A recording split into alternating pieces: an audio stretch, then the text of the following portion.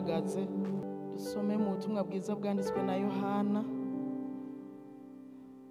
Ubutumwa bwiza bwanditswe na Yohana igice cya 21.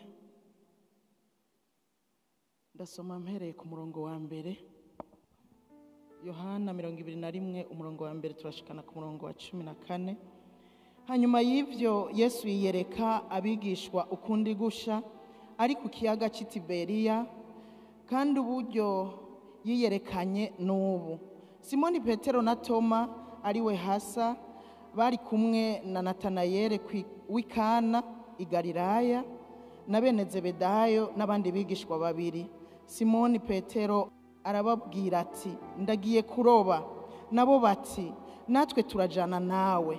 Baragenda batambukira mu bwato. Muri iryo joro ntibagira icyo bafata. Umutwenzi utambitse, Yesu ahagarara ku musenyi, ariko abigishwa ntibamenya ko ari Yesu. Nuko Yesu arababaza ati, bana, hari icyo kurya mufise? Batoya. Arababwira ati, nimuterere urusenga iburyo bw'ubwato muraronka. Nuko baraterera, ntibaba bakibasha kurukwega kuko ifi zari isinzi. Wa mwigishwa Yesu yakunda abwira Petero ati, n'umwami Yesu. Simoni Petero yumvise ko ari umwami, akenyera impuzu kuko yari gusa, araheza yikubita mu kiyaga. Ariko abandi bigishwa baza mu bwato kuko bari hafi y'umusenyi, hari nk'intambuko 100, bakwega urusenga ruri mu ifi. Bafashe imusozi babonaho umuriro w'amakara n'ifi zigeretseko n'umutsima. Yesu arababwira ati, nimuzane ifi muzo muhejeje kuroba.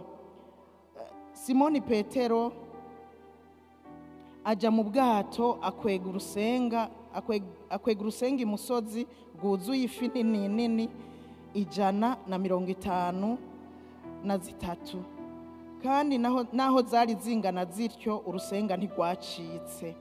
Yesu arababarira ati, nimuze murye. Ariko mu bigishwa ntihagira uwutinyuka kumubaza ati, urinde? Kuko bari bamenye ko ari umwami Yesu.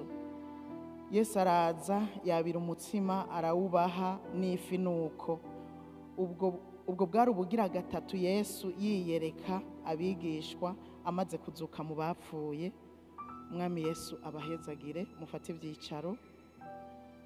Mbanje kubaramutsa mu izina rya Yesu. Tuduze ibiganza turamukanye. Haleluya. Imana yo mu ijuru ibaha umugisha, yakoze kutuvyura amahoro, ikiruta byose ikaturongorera kuza mu nzu y'Imana. Imana ihabwa icubahiro. Ndagomba rero dusangirira ijambo rivuga ngo kwibagira Imana. Sinshaka kukubwira ngo wibagira Imana, ariko nshaka kukubwira kubijanye no kwibagira Imana. Burya birashika tukibagira, ariko ikintu nabonye nuko ikintu cy'agaciro, ikintu kidufitiye ikimazi, ntidushobora kukibagira. Ikintu cyangombwa no kuvuga ikintu dukenera kenshi, ikintu nyene cyo mu buzima udashobora kubaho utagifise, ntushobora kucibagira. Hari n'igihe bidusaba kuguma twibuka batugiriye neza, kandi ni waba ubibagira byo bari bibi cyane. Birakwiye kuguma twibuka batugiriye neza. Abantu babaye abikimazi mu buzima bwacu, biradukwiye kwama tubibuka kenshi, mbere iminsi yose. Mbere ugiriwe neza ukongera ukavuga ngo ndibutse wa wundi yangiriye neza, ugatera intambuko kumbure nawe ukamugirira neza, nawe Imana ikwibutse nawe ukamwibuka. Ivyo byoba vyiza cyane kutibagira uwakugiriye neza. Ariko nagomba ndababwire yuko Imana niyo yatugiriye neza muri vyinshi, muri vyose. Kubona uriho nanje ndiho ni kubw'Imana. Biradukwiriye iyi Mana yatugiriye neza kutazopfa tuyibagiye. Kwibagira Imana biragahera mu izina rya Yesu. iyi Mana rero nimba no kwibagira uwangiriye neza umuntu kandi ejo azopfa, kandi umuntu apfuye burya turamwibagira nyene, usanga twamwibagiye. Nimba no kwibagira kwambara sindavyibagira, ariko burya imyambaro nta kimaze imbere y'Imana. Imana irasumba imyambaro. Nimba no kwibagira kurya, indya naco zivuze imbere y'Imana. Imana niyo iri hejuru ya vyose. Haleluya. Kandi iyo yadukoreye ibikomeye gusumba ibyo aba bantu bagize ikimazi mu bugingo bwacu bakoze. Iyi Mana rero ntidukwiye kuyibagira n'umunsi n'umwe. Imana idufashe cyane. Haleluya. Imana idufashe rwose, ntituzopfe twibagiye Imana.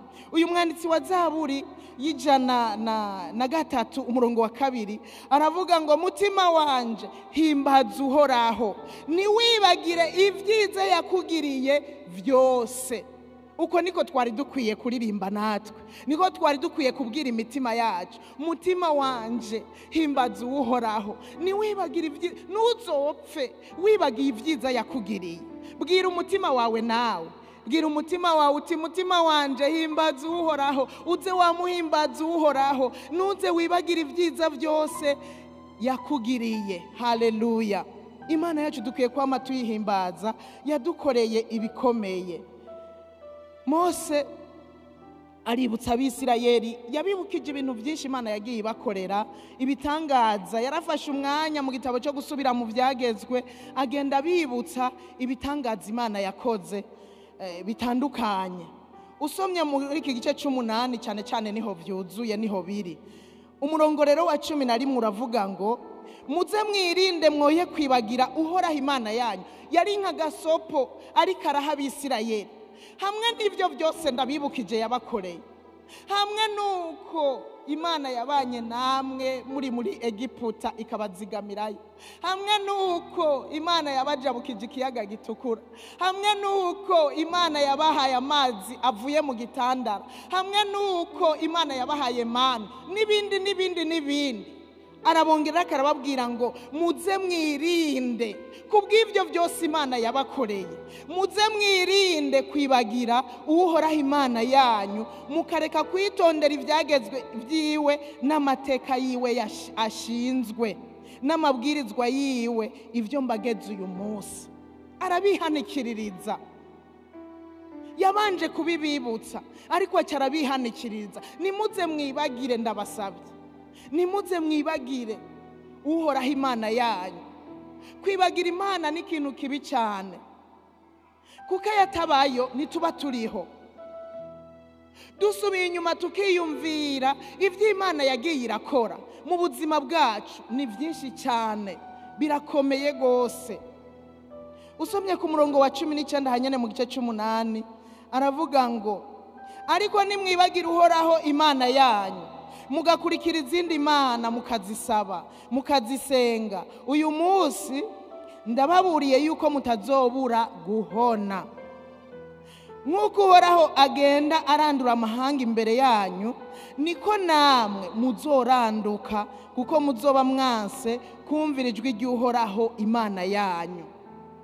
Ingaruka zo kwibagira Imana no kuranduka yarabibasezeraniye neza. Arababwira ngo, kandi Imana yari yarabibabwiye kenshi, aha Mose kwari kubibutsa. Aravuga ngo ndababwira ukuri, Uhoraho Imana yanyu nimwayiheba mugakurikira izindi mana muzohona.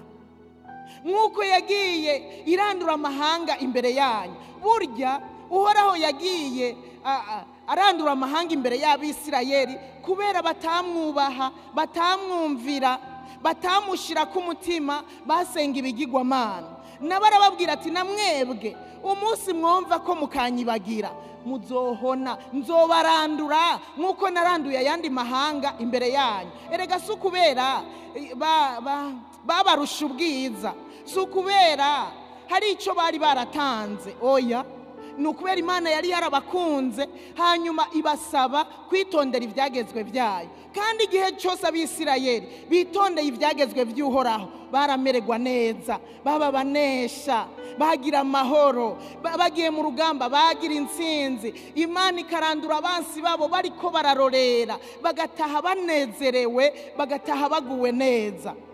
Ariko arababwira ngo nimwanyibagira uko ibyo nakoreye ari amahanga, namwe nivyo nzobakorera, nzogena nzobarandura ndabakura imbere yanje. Ingaruka zo kwibagira Imana ni uguhona. Burya abantu bibagira Imana bazohona, bakugweho, barandugwe, baveho. Namwe mbona kuri Facebook abantu baharira ngo ivy'umuriro, ngo ivy'umuriro, ngo ivy'umuriro, ngo none ngo Imana ngo yaturemye ngo itugeneye umuriro. Nta muntu Imana yaremeye umuriro, nitwe tuzowijanamwo twebwe nyene ubwacu. Nitwayibagira n'ivyo yadukoreye, nitwanka kuyubaha, nitwanka kugendera mu byagezwe byayo, nitwebwe tuzowijanamwo neza. Mve aho tujyana mwagombi kuko icyo agomba wewe ko ari uko abantu bose bakizwa bagashika kumenya ukuri bakajya mu ijuru. Nicyo tugomba ko, nicyo ashaka, nicyo cyifuzo ciwe. Nta muntu n'umwe yageneye umuriro, ariko abamwibagiye bakibagira ibyiza yabakoreye, bakibagira ukugira neza kwiwe, bakibagira intambara yabagwaniye, bakibagira ukuntu yabaye mu ruhande rwabo, abo bazokwijana mu muriro neza atari wabajyanyeyo, bazohona mu yandi majambo. Haleluya! Imana idufashe cyane, Imana itugirire neza. Pawulo arahanura umuhungu wiwe Timoteyo, aramubwira ngo uze wame. Yareka aramuhanura mu bintu byinshi, amuhanura kugira ngo agire umwete, yongera ashikame mu kwizera, abe umugabo akorera Imana afise umwete wose, kandi ari umuntu ashikamye mu kwizera. Yamuhanuye ibintu byinshi cyane. Muri ivyo yamuhanuye, usomye muri kino gice cya kabiri, mu cete gira kabiri yandikiye Timoteyo igice cya kabiri kuri uyu murongo w'8, amuhanuye aramubwira ngo wame wibuka Yesu Kristo yazutse mu bapfuye, yakomotse mu ruvyaro rwa Dawidi, nk'uko ubutumwa nahawe buvuga. Wame wibuka Yesu Kristo yazutse mu bapfuye. Nuze wibagire Yesu, ariko uze mu yandi majambo ikizoguha inkomezi. Usomye haruguru gatoya muri aya majambo yamwandikiye Timoteyo, usomye haruguru gato, reka duhere ku murongo wa mbere muri iki gice cya kabiri. Haravuga ngo weho mwana wanje ugirire ubushobozi mu buntu buri muri Kristo Yesu. Ugirire ubushobozi, ugirire inkomezi, mu yandi majambo mu gikorwa wahawe, mu murimo w'Imana wahawe, ubushobozi bwawe buzova muri Kristo Yesu. Mu yandi majambo ukibagira Kristo Yesu, nta bushobozi uzogira. Ugirire ubushobozi muri Kristo Yesu. Weho mwana wanje ko wamenye Yesu, kuri muri Kristo Yesu, ugirire ubushobozi muri Kristo Yesu. Mu yandi majambo ukamwibagira, nta bushobozi uzogira. Nidukwiye kwibagira Yesu muntu mbere yo kugira ngo tugire ubushobozi. Nitwibagira Yesu tukagendana nawe, izina ryiwe tukaryatura, tukagendera muri we, tukama tumwibuka cyane cyane, twibuka igikorwa yakoze, tuzogira ubushobozi. Haleluya, haleluya. Izina rya Yesu, umuririmbyi niwe yavuze ngo izina rya Yesu ryampaye ubushobozi bwo kunesha iby'iyi si. Haleluya. Izina rya Yesu riduha ubushobozi gushikaho duhabwa no kunesha iby'inosi. Rero Pawulo aramuhanura ngo uze wame wibuka Yesu Kristo yazutse mu bapfuye, yakomotse mu ruvyaro rwa Dawidi. Nuze umwibagire. Muri aya majambo twasomye amakuru y'aba bigishwa basubiye kuroba. Bavuze ngo hanyuma y'ivyo, hari hanyuma yuko yabiyeretse inshuro zingahe? Inshuro 3, kuko naha twasomye havuze yuko ubwo bwari ubugira 3 abiyereka. Ariko inyuma yako kabiri ka mbere umunsi urizina Simoni Petero arinamura abwira abigishwa bagenzi we ngo ndagiye kuroba. Hanyuma nabo baramukurikira, yakurikiwe n'abandi batandatu. Usomye aha ku murongo wa 2 yari kumwe n'abandi batandatu, no kuvuga basubiye kuroba barindwi muri 12. Aravuga ngo ndagiye kuroba, abandi nabo natwe turajana nawe. Baragenda ngo baja mu bwato, ngo ariko muri iryo joro nibagira icyo bafata. Muri iryo joro barashibutse baragiye kuroba. Erega Yesu ntibari bajanye, bagiye bibagiye Yesu, baramwibagiye. Yesu yari mu kubahamagara yababwiye ngo nimuze munkurikire nzobagira abaroba abantu. Baramukurikira, baragendana gushika Yesu bamwishe, baramuhamba, barihebura nyene. Ariko arazuka, umunsi urizina arazuka. Amaze kuzuka yarabiyeretse, sindabijamwo, yarabiyeretse inshuro zitandukanye.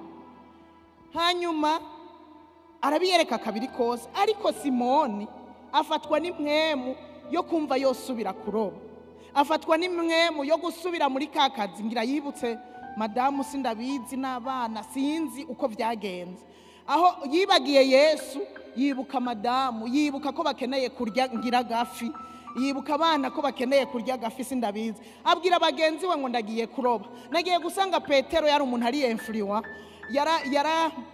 yari afise ubushobozi bwo gukwega, ku buryo yavuze ngo ndagiye kuroba, abandi barakurikira. Aba batandatu bose baca baribagira yuko Yesu yabahaye igikogwa ubu cyo kuroba abantu. Kubera rero basubiye kuroba ifi kandi bahawe kuroba abantu, muri iryo joro ngo ntaco baronse, ngo barabura ifi n'imwe, ntibagira icyo bafata. Umutwenzi utambitse, ngo Yesu araza ahagarara ku musenyi. Amaze guhagarara ku musenyi arabihweza, arabitegereza, arabatwenga. Hanyuma ngo arababwira ati bana bapeti, erega ba Petero bari bakuze, barabatama, ariko arababwira ati bapeti natwo kurya mufise. Yari karabimoka, yari karabatwenga kuko yarabona ko atafi, yarazi ibyo byose bagira, yarabibona. Yarabona ko ntibigeze baronka agafi na kamwe, ntibaronse ijoro ryose. Araza aje kubatwenga, bapeti ntatwo kujya mwogira. Hanyuma arabibwirira wenyene, baravuga toya. Hanyuma arababwira ati nimuterere iburyo bw'ubwato, abariho muterere urusenga kandi muca muronka. Hanyuma ngo baraterera, Yesu avuze baraterera. Bamaze kuruterera baca baronka ifi nyinshi kandi zinini nyinshi, ku buryo ngo urusenga rwabananiye gukwega. Hanyuma ngo wa mwigishwa Yesu yakunda kuri uyu murongo w'indwi, ngo abwira Petero, urazi ko ari umwami Yesu?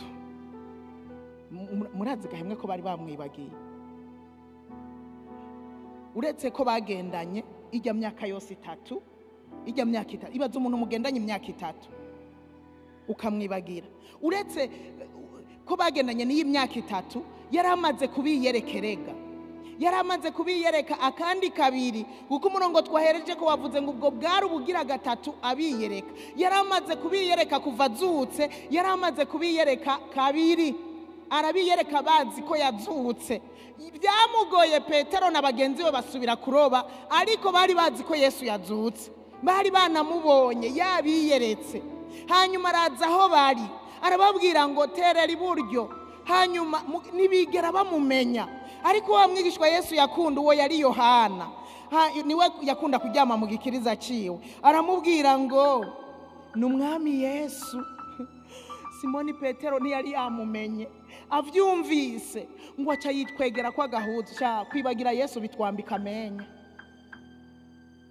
kwibagira Yesu tuca tugenda amenya. Erega umuririmbyi niwe yaririmbye ngo Yesu n'umwambaro w'abagenda amenya. Yesu aratwambika, Yesu aratufuka gahuzu. akatwambika mu buryo sinovuga ngo niwazana impuzu ngo aduterere ko afise ukuntu atwambika. Petero yisanga yari gusa ngo arifuka ngo yifuka agahuzu ngo acaja kwiterera mu mazi mu kiyaga. Imana idufashe cyane. Haleluya. Ata Yesu nitwamwibagira tuzotakaza ingufu zacu nitugire ico twimbuye, kandi ari umwaka wo kwimbura. Uyu mwaka wo kwimbura nimuze nitwibagire Yesu, kuko nitwamwibagira mu bikorwa dukora. Irivuga ko tumwasosya mu bikorwa byose dukora. Nimba ari mu burimyi tumwasosye, nimba ari muri biro tumwasosye, ahantu hose tumushiremwo, ibintu byose tumushiremwo. Niho ibyacu bizogenda neza, hanyuma tukimbura, tukaroba ibifi byinshi. Haleluya. Kandi binini binini. Haleluya. Haleluya. Ariko nitwamwibagira tuzokwisanga tugenda menya. Imana idufashe cyane. Imana idufashe. Yesu arababwira ngo bazane ifi barye, amaze kuzibaha ngo barye. Niho rero ku murongo wa 12 arababwira ngo Yesu arababarira ati nimuze murye. Ariko mubigishwa ngo ntihagira ubutinyuka kumubaza ati urinde. Urumva nta watinyutse, mugabo bica bigaragara ya majambo ko batari bamumenye, ntibari bamumenye, ariko baratinya kumubaza uwo ari we. Hanyuma mu nyuma rero bahavuye bamumenya hamwe na wa mwigishwa yavuga ati n'umwami Yesu. Nawe nyene amaso yarahumutse arabona ko ari umwami Yesu. Yesu acaraza yakira umutsima arawubaha, n'ifi ayigenza uko nyene. Yesu ashimwe cyane. Haleluya. Haleluya. Kwibagira Yesu bizotujana mu vyago. Kwibagira Yesu tuzosanga ata mwimbu turonse, inguvu tuzitakariza ubusa, dusange twarushe, dukora umurango nijoro ariko nitugire umwimbu turonka. Imana idufashe cyane. Haleluya.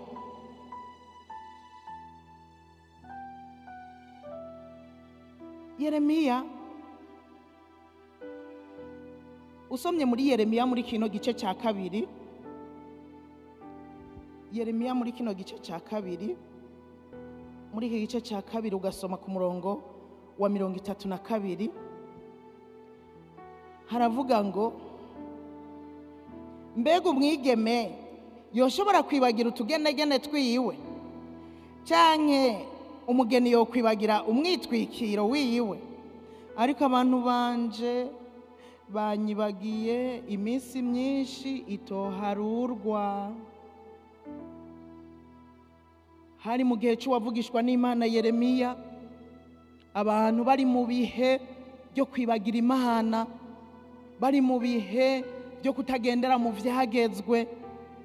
Imana ituma umusavyi wayo Yeremiya, yari kiraganira na Yeremiya, iravuga ngo mbega umwigeme yo kwibagira utugenegene twiwe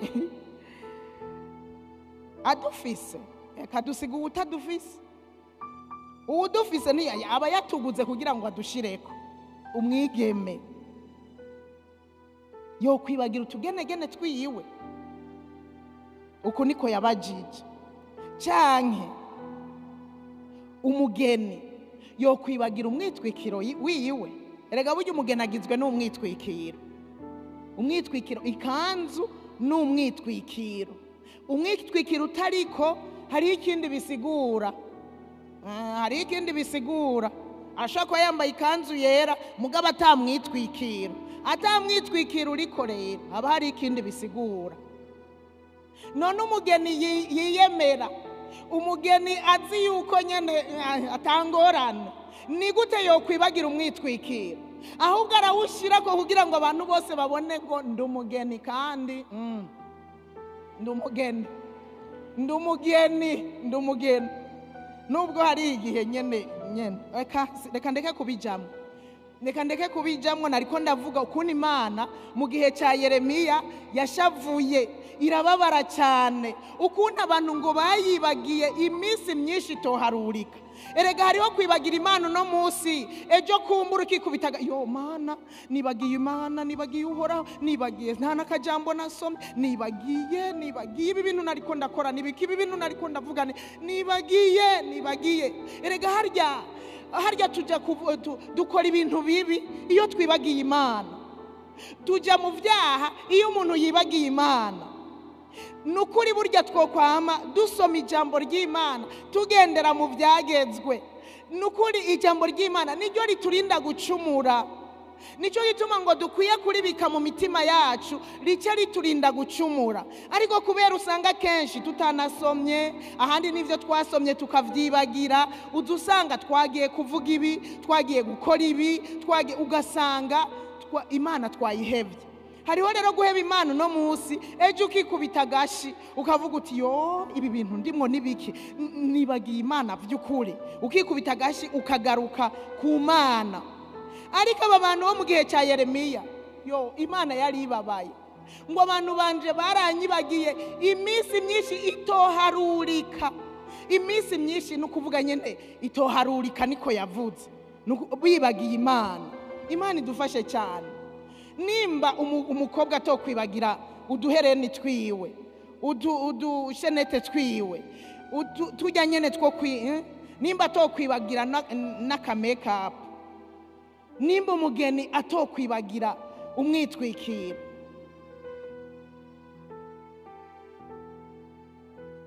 ibaze twebwe tukibagira Uhoraho. Imana yakirengeye imyitwikiro, Imana yakirengeye ubu bugenegene twishirako, Imana yakirengeye ibyo twiremeka byose. Imana yakirabirengeye, nidukwiye kuyibagira ngo twibuke ubugenegene, twibagira Imana, twibuke imyitwikiro, twibagira Imana, twibuke kwipodora, twibagira Imana ariko twibuke kugura impuzu zishasha, twibagira Imana, twibuke kurya no kunywa. Nivyari bikwiriye, ariko Imana nikwiye kuza imbere. Burya birakwiye ko dushiraho urutonde mu buzima bwacu, tukamenya ikiruta ikindi, tukamenya ngo Imana niyiza ubwa mbere, kandi igituma ikwiye kuza ubwa mbere ni y'agaciro. Iby'agaciro navuze ko tutavyibagira, ivy'ikimazi mu buzima bwacu nituvyibagira. Imana ni y'agaciro gusumba ibindi byose, ni Imana nkuru, ni Imana ihambaye, ni Imana yaremye byose, ikwiye kuza imbere y'ibindi byose. Haleluya. Mu yandi majambo nidukwiye kuyibagira n'umunsi n'umwe. Hanyuma ngo duce twibuka kurya, duce twibuka kunywa, twibuke kwambara, twibuke n'ibindi byose. Imana ikwiye gutangura ibyo bindi byose bigakurikira. Haleluya. Ibyo bindi byose bigakurikira. Hariho akantu yavuze mu gikorane cya mbere, aravuga ngo iyo iby'imwemu bitameze, iyo umuntu atabaye responsable mu bintu by'imwemu ngo avyifatemwo neza, aca aravuga ngo n'ivy'umubiri utusanga vyagenze nabi. Nukuri tudashize Imana imbere, tuzosanga n'ibindi vyagenze nabi, tuzosanga twabikoze nabi. Nitwibagira Imana, tuzosanga ibindi byose vyatukendekeye nabi. Aba Bisirayeli bibagiye Imana, ico bakora baca baja mu busambanyi, basenga ibigirwamana, bakaja abagabo bagafatana n'abandi, bimwe bidakogwa nivyo wabasangamwo. Imana idufashe cyane, Imana idufashe cyane, Imana idufashe gose. Haleluya. Imana yari yarababwiye ngo ahantu hose muzoshika mukahibagira izina, mukahibukira izina ryanje, ngo nzohabasanga ndahabahera umugisha. Ibaze aho uzoshika, aho ugeze hose. Naciye niyumvira, hariho igihe tugenda ku mpanda tuhatinya, hajya muri zijya mva tukumva turahatinya, ariko naharya nyene niwe hagera ukahibukira izina ry'Uhoraho, burya nahajya Imana ishobora kuhagusanga ikahaguhera umugisha. Murakumbura mugiye guhamba kuza muribuka izina ry'Uhoraho, hajya nyene tuhari tuze turibuka duhamagara izina ry'Uhoraho. erega harya abantu bashobora kuhava bahavanye imyuka mibi, ariko we kubera wahashitse ukahibukira izina ry'Uhoraho ukahavana umugisha. Imana idufashe cyane. Yaratwemereye ngo aho tuzoshika hose, no kuvuga ngo ahantu hose ugeze na hahandi babandi badashobora gusengera, twebwe tuhari tukahibukira izina ry'Uhoraho, Imana irahadusanga ikahaduhera umugisha. Haleluya. Rero kwibuka izina ry'Uhoraho bihesha umugisha, kwibuka izina rya Yesu bihesha umugisha. Haleluya. Dusome aya majambo dusanga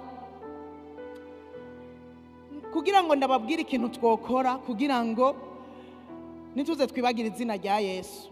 Hari icyo twokora kugira nituze twibagira izina rya Yesu, kuko Yesu yarazi ko abantu bazomwibagira. Ati nubona ko mvuye muri bo bazonyibagira.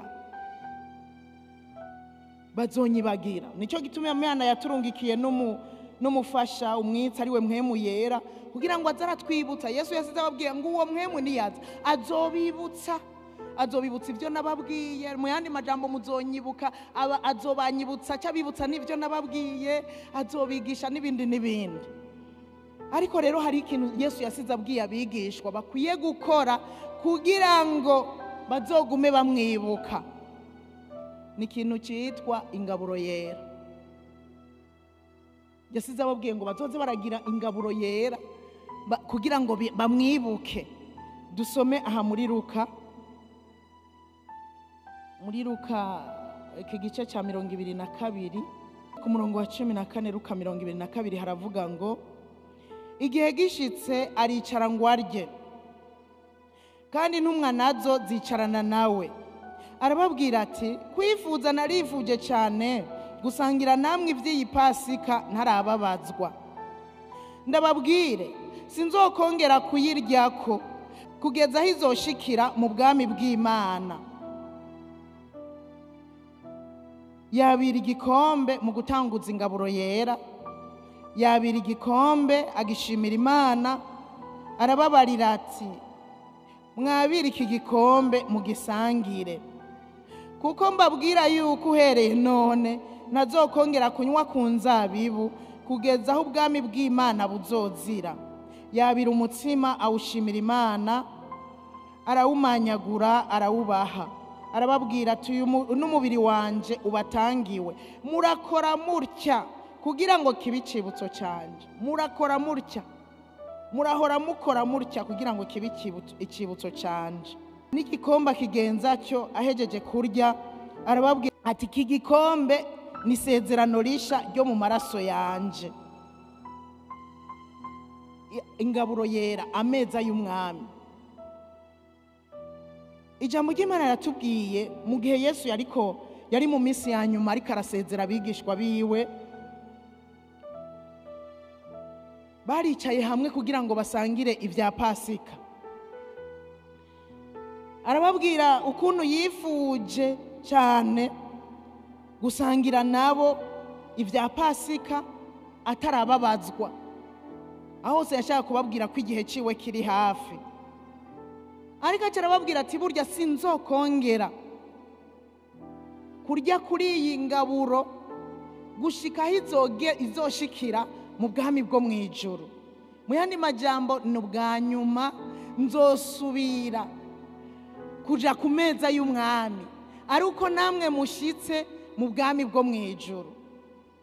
Bibiliya tubwiye ngo yabira umukate arawushimira Imana, arawumanyagura arawubaha, yabira n'igikombe agishimira Imana, arabaha banywa ko bose. Hanyuma arababwira ngo ibyo murahora mubikora mutyo kugira ngo kibe icibutso cyanje. Haleluya, haleluya. Burya ameza y'umwami ni cibutso Yesu yahaye abigishwa biwe, muzoze murabikora nk'ikicibutso. Burya hariho ikintu utagomba kwibagira, urashobora kugishira kw'icibutso cyangwa ugashiraho icibutso kugira ngo ntuzocibagire. Nibuka ukuntu Aburahamu na basogokuruza batwitangiye ahantu akarorero Imana ibiyerekeye baca bahubaka igicaniro bakacubaka nk'icibutso kugira ngo nibaze bibagire ko ari ahantu Imana yabiyerekeye bakahashira icibutso. Iyi ngaburo yera rero Yesu nico cibutso yasigiye intumwa, yasigiye abigishwa biwe, arababwira ngo muzohore mukora mutya kugira ngo kibe icibutso canje. Mu yandi majambo, muzohore mugira ingaburo yera kugira ngo munyibuke. Mugize ameza y'umwami kuzoba ari ukwibuka jewe, mugiye ku meza y'umwami kuzoba ari kugira ngo munyibuke. Kwibuka Yesu rero si ukumwibuka ngo Yesu, oya, nukumwibuka cyane cyane tukibuka igikorwa yakoze. Yesu ni igikorwa yakoze. None kwibuka ngo wibutse umuvyeyi, kwibuka umuvyeyi akarorero, cyane cyane wibuka n'ivyo umuvyeyi yagukoreye. N'ivyo umuvyeyi yagukoreye, umuvyeyi yaranyonkeje, umuvyeyi yaransomesheje amashure, umuvyeyi yamangurira impuzu, wibuka ivyo yagukoreye. Kwibuka Yesu rero bagize iki cibutso si ukwibuka Yesu gutyo gusa, ariko no kwibuka cyane cyane igikorwa yakoze. Kwibuka ko Yesu yapfuye. Burya ingaburo yera ikintu cya mbere itwibutsa urupfu rwa Yesu, kuko na cyane cyane iki cibutso cyari kijanye n'ivy'urupfu rwiwe. Amanyagura umukate cyari ikimenyetso cy'uko umubiri wiwe ugiye kugigwa, kuko umubiri wiwe ugiye kumanyagurwa, ugiye gutonagurwa, kandi kubw'abari mu isi. Yabiriye igikombe, yaragishimiye kandi yarabibabwiye. Umukate awufashe arawumanyagura, cyari ikimenyetso cy'uko uwo mubiri wiwe ugiye kugigwa, kandi acarabibabwira ngo uyu n'umubiri wanje ubatangiwe.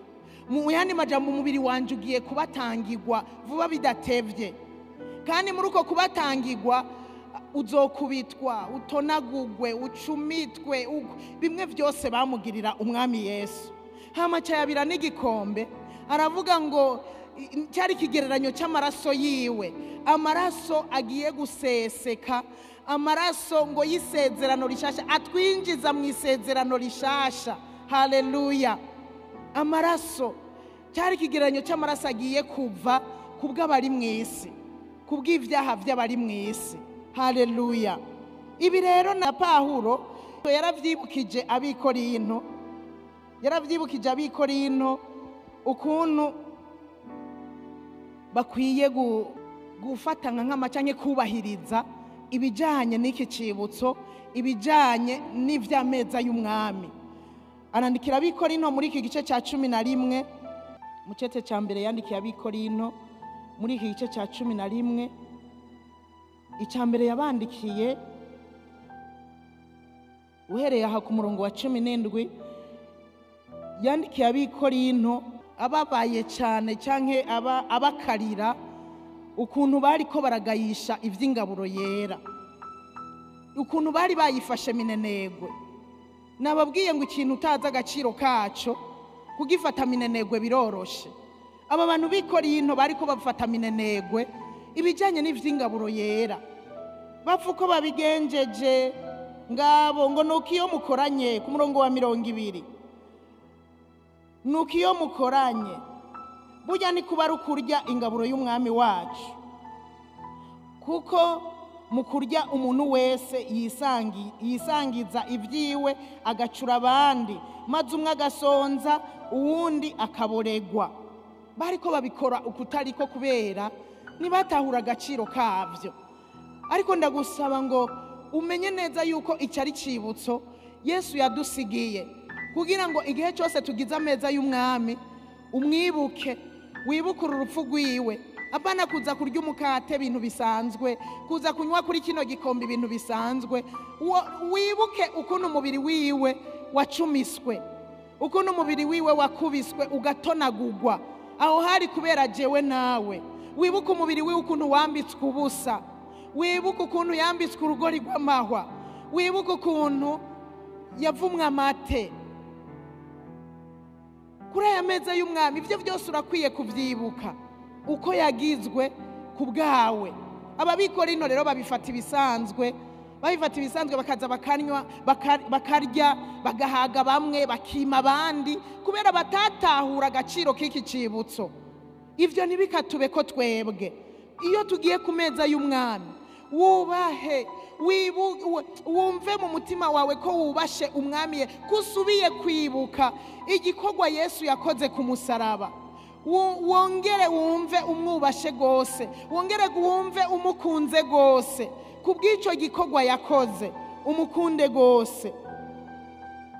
Pawulo rero ikigira kabiri arabibutsa ingene Yesu yatanguje ingaburo yera, abasubiriramwo vya bindi nyene uko Yesu yabigenjeje.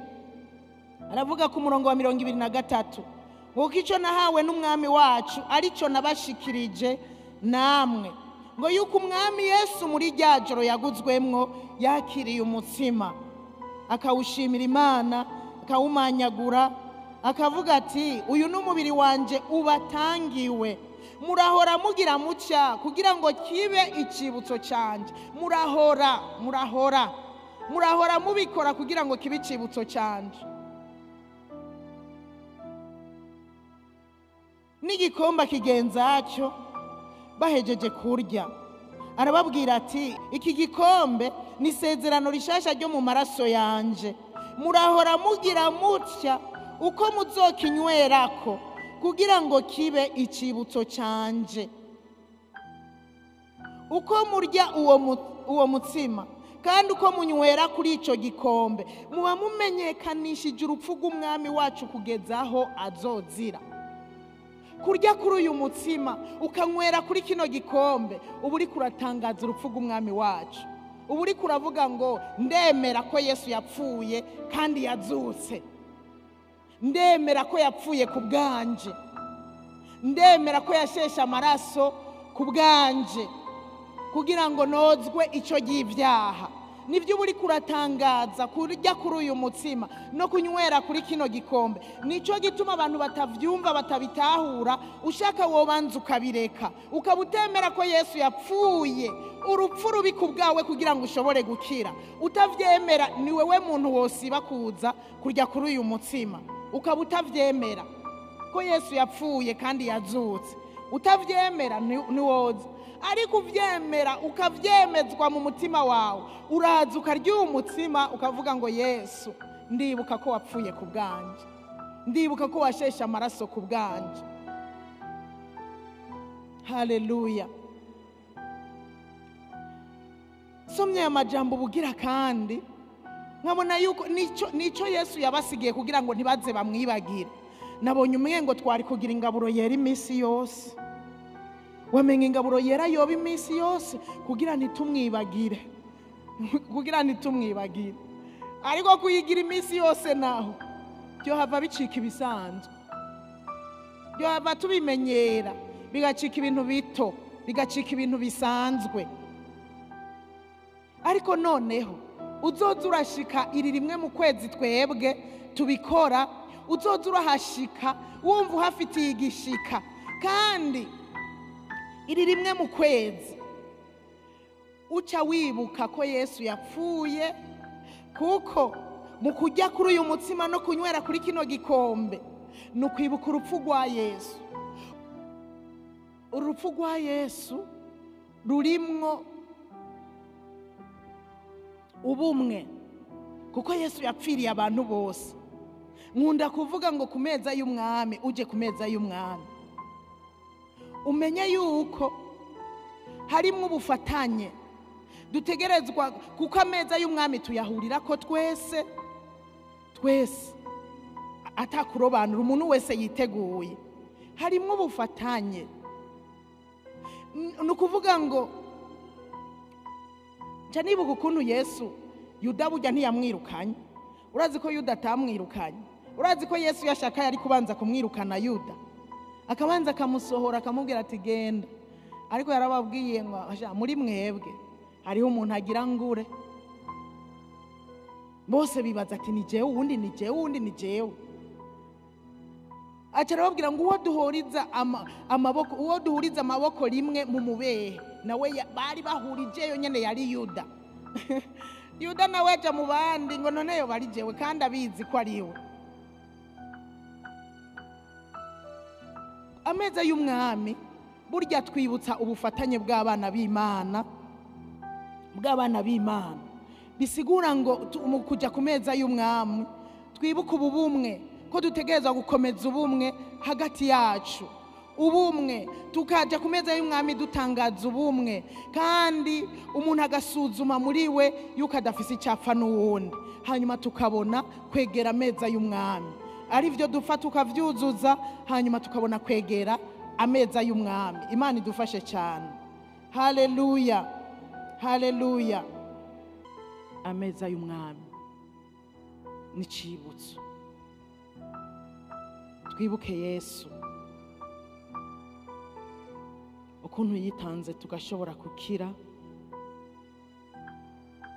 twibuke ubuntu yatugiriye butangaje,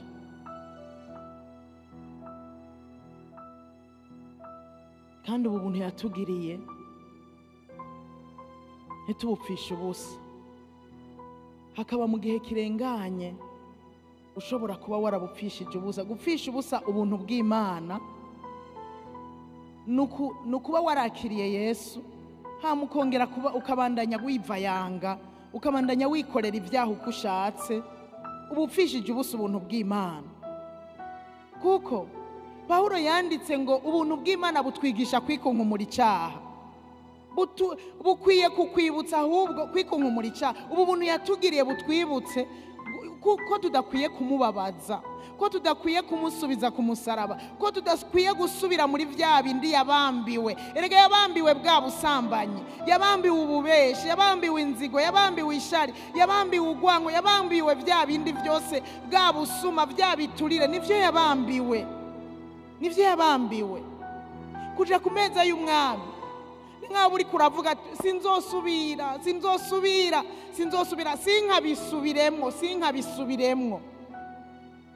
sinkabisubiremwo. Ubuntu bw'Imana twagiriwe tubwibuke muri kano kanya. Pawulo arabahanura abantu bajya ingaburo yera uko bidakwiye. Abayijya uko bidakwiye ndahasoma kugira ngo twongere tuvyibukanye, ababikora uko budakwiye mu byumvirize. Umurongo wa 27 hanyene mu cete Pawulo yandikiye abikorinto muri igice cya 12 haravuga ngo nico gituma umuntu wese azorya umutsima w'umwami wacu cyangwa akanywera ku gikombe ciwe uko bidakwiye, azotsindwa n'urubanza rw'uko yakengereye umubiri n'amaraso by'umwami wacu. No kuvuga kubandanya kubikora hari amajwi twagiriza mu mitima, umuntu azotsindwa n'urubanza. Umuntu abakengereye iki gikorwa kidasanzwe Yesu yakoze ku musaraba, abakengereye umubiri n'amaraso by'umwami wacu. 28. Ariko umuntu yibaza uko ameze, abone kurya kuri uwo mutsima no kunywera kuri ico gikombe, abanze yisuzume, mbega nari maze iminsi mu biki, mbega vyagenze gute, nari maze iminsi mu biki, ibyo nari maze mu iminsi ubwo si bibabaza umwami wacu, si byamusubije ku musaraba, nari maze iminsi mu biki. Wisuzume kuko niwe wiyizi.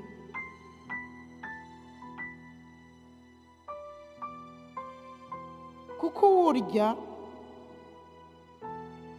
cyangwa uwunywa atamenya umubiri w'umwami wacu, arya kandi anywa ibimuzanira gutsindwa n'urubanza. Aha bavuze ngo atamenye, ni ukuvuga kudatahura agaciro k'umubiri n'amaraso y'umwami wacu. Umubiri n'amaraso y'umwami wacu dutahura agaciro kavyo. Yemeye arabitanga, ntiyabitanze kubusa gusa, kwari kugira ngo dushobore gukira. Ntiyatanze amaraso yiwe gusa, kwari kugira ngo dushobore kuronka ubugingo, kandi dushobore kozwa n'ico y'ibyaha. Ni ukuvuga ngo umubiri n'amaraso by'umwami wacu bifise agaciro kanini, nitukabikengereze mu gupfa kubifata kujya kurya kuri umutsima cyangwa kunywera ku gikombe n'ibyaha. Ariko iyo twimenye uko turi ntidutsindwa n'urubanza. Iyo twimenye uko turi ntidutsindwa n'urubanza. Mu yandi majambo, wisuzumye ukimenya ntutsindwa n'urubanza. Rero ntihagire umuntu yitsindisha ngo yitsindishe wenyine ubwiwe kubera atimenye, atisuzumye. Reka rero dufate aka kanya dusenga Imana. Aya meza y'umwami, ijambo nahereye ko ryavuga ngo kwibagira Imana. Ntukibagire Imana. Imana Yesu, Imana mu butatu, ntukayibagire. Ntukayibagire. Kugira ngo ntuyibagire, n'aya meza y'umwami arimo. Burya igituma abantu bahunga ameza y'umwami nuko baba baramaze kwibagira Yesu kera. Baba baragiye baramaze kumwibagira. Umuntu atagomba kwibagira Yesu araja ku meza y'umwami, kandi n'ikimenyetso cyiza cyo yasize avuze ko yuko tuzokwama tubikora kugira ngo tumwibuke, twibuke igikorwa yakoze kidasanzwe, twibuke urupfu rwiwe. Aka n'akanya keza rero kadasanzwe tugomba dusenga Imana. Tugomba ngo dusenga Imana itugirire neza. Aka kanya wisuzume mu mutima, humiriza amaso yawe, wongere wibuke uko umaze iminsi umeze, ibyo umaze iminsi ugenderamwo, ibyo umaze iminsi ukora wiyumvira, wongere uvyibuke. Hanyuma ibitagenze neza usaba imbabazi, hanyuma ubone kwegera ameza y'umwami udatsindwa, mu mutima atajwi rikwagiriza ikibi. Aka n'akanya ko guca bugufi kugira ngo twegere ameza y'umwami twemewe.